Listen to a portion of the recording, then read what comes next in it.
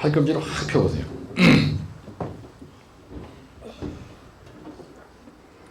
네, 내쉬고요. 숨을 천천히 내쉬고, 네, 다시 한번 쭉 끌어 당기시고요.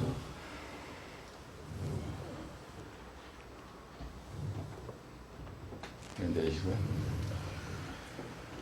그 다음에 여기 목 아시죠? 네, 여기 목 뒤에 쏙 들어간 자리 있어요. 거기를 딱 누르시고 여기 뒤에를 받쳐주고요. 어깨만 뒤로다 지켜보세요. 어깨만 날개 주제 닿을 정도로 뒤로다 지켜요. 모가지 뒤로 지키지 말고요. 거기를 세게 누르고 어깨를 지키면 자연히 이 대가리가 뒤로 힘이 가게 돼 있어요. 그죠? 네, 10초. 10초 하고요. 그다음에 앞으로 이렇게 약간 머리를 숙이면서 팔꿈치가 닿도록, 앞에 팔꿈치가 닿도록 한번 이렇게 가시고 15초 정도.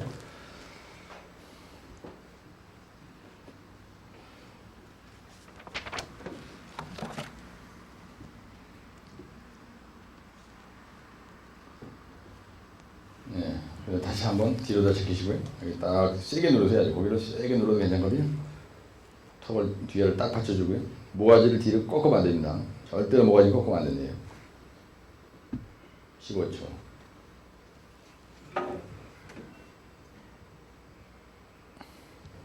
다시 앞으로 숨을 내쉬면서 앞으로 쭉 하시고요.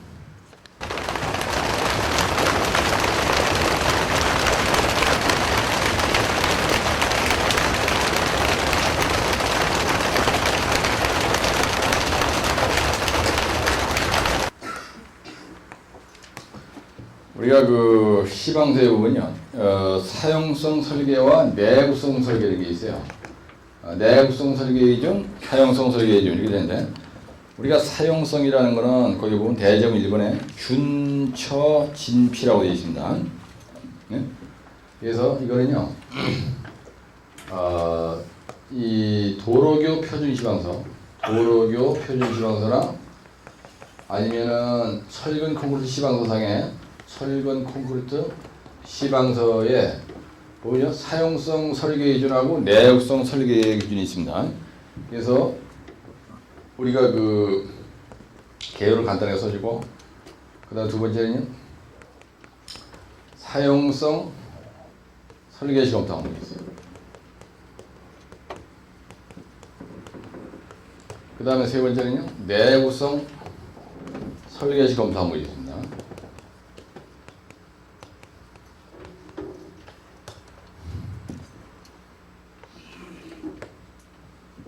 사용성 설계는 균, 처, 진피가 나오면 되고요. 그 다음에 내구성 설계 기준에 대해서 거기에 보면 뭐 이런저런 소리가 막 나오는데요. 이거는요, 염중 알동항에 대해 검토를 하는 게 있어요. 알동항에 대해 아주 쌈박하게 정리하면 이런다는 겁니다. 그래서 우리가 구조물을 설계할 때 구조물 설계 시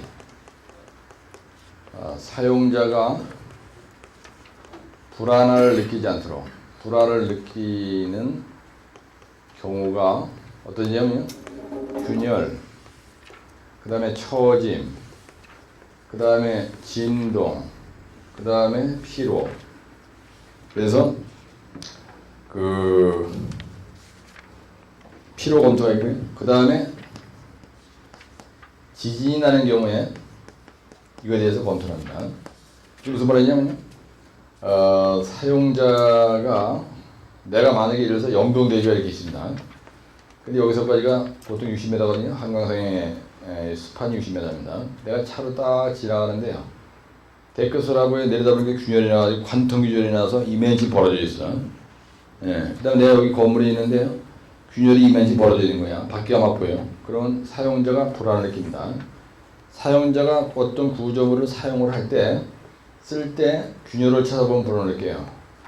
그 다음에 내가 지나가다 그러는데 이놈의 다리가 이렇게 늘어져서 처져 있어. 아유, 이거 붕괴되는구나. 그럼 불안을 느끼는 겁니다. 심한 진동이 와르르 일어나. 영동대교가요, 저쪽 북쪽에서 강남 쪽으로 넘어가다 마지막 스판에 딱 올라오면 이 진동이 상당히 심해요. 여기요. 그 다음에 피로 검토. 그 다음에 지진이 일어났다. 그죠? 예, 그러면 엄청난 진동이 일어나거든요.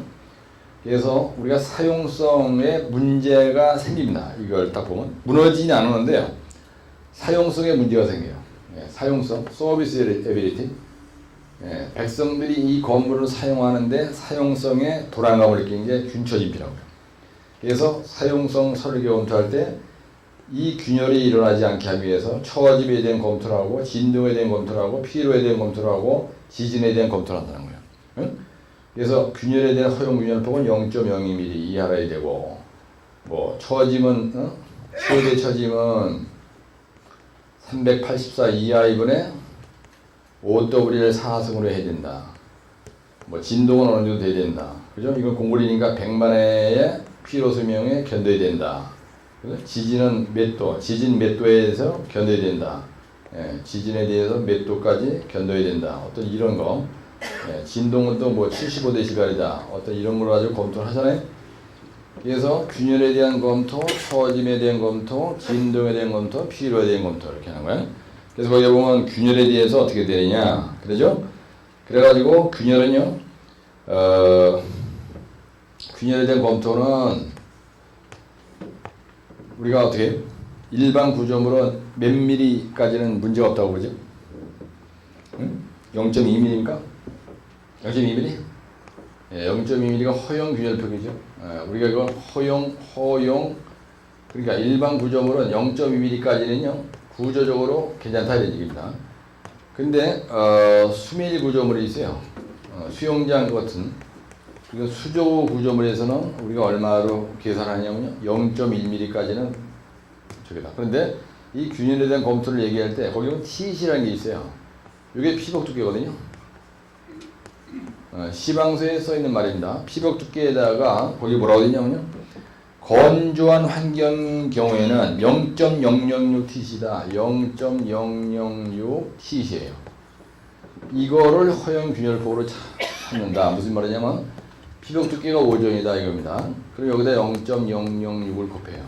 그럼 30이에요. 그러면 하나, 둘, 셋, 그죠? 0.3mm까지. 0.3mm까지 좋다는 얘기예요. 피복 두께가 5전이면요. 피복 두께가 5전이면 0.3mm까지 균열이 일어나도 구조적으로 붕괴될 염려는 없다. 이런 뜻으로 이해를 하시면 되는 거예요. 그래서 시방서 이게 따서 써 있는 말입니다. 그 다음에 수변 환경에서는 0.005고요. 고부식 환경에서는 얼마예요? 이게 고부식 환경에서는 0.0035 곱하기 Tc로 되어 있죠. 이 고부식 환경이 어디 얘기하는 거예요? 비말 때 얘기하는 거죠. 예.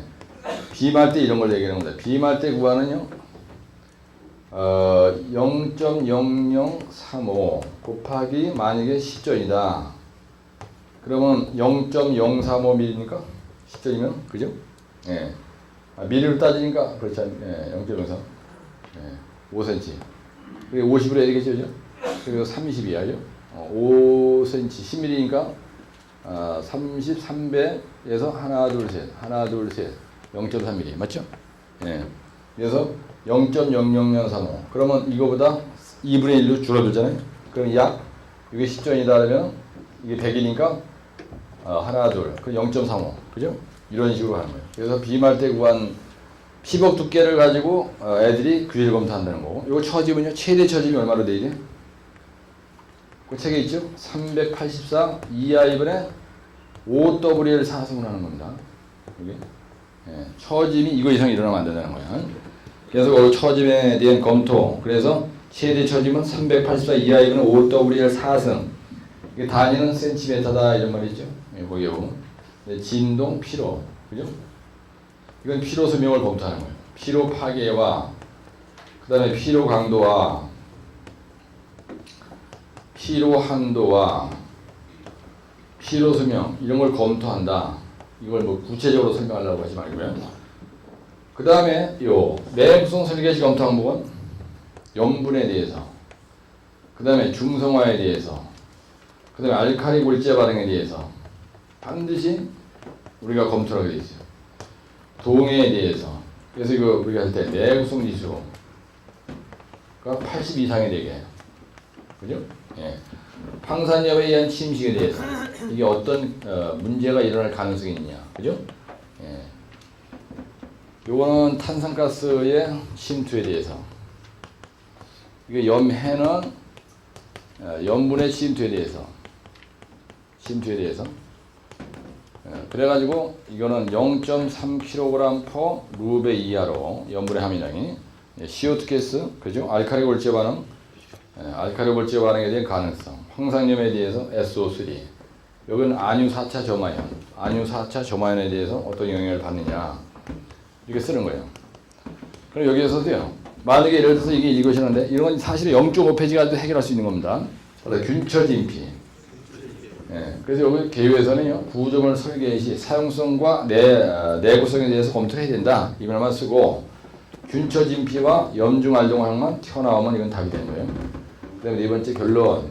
결론. 그래서, 고부식 환경에서는, 즉, 비말대 같은 데서, 경우는 우리가 내구성 설계 기준, 설계를 기준으로 해서 우리가 검토를 해야 된다. 그게 간단하게 쓰는 거예요. 그래서 이것도 종류입니다. 이것도 사실은 염중활동도 종류고요. 균처 진피, 그 다음에 여기 지진도요.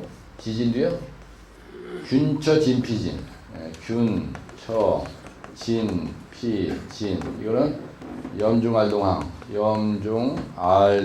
그죠? 이 키워드만 튀어나오면 돼. 그럼 100점 맞는 거예요. 말이 그렇지 이렇게 쉬운 것도, 그죠? 시험장에서 안 보고 딱 출제가 됐을 때 옮겨 놓는다는 게 쉬운 게 아닙니다. 그렇죠? 그래서 그게 쉽게 이제 가시면 되고요.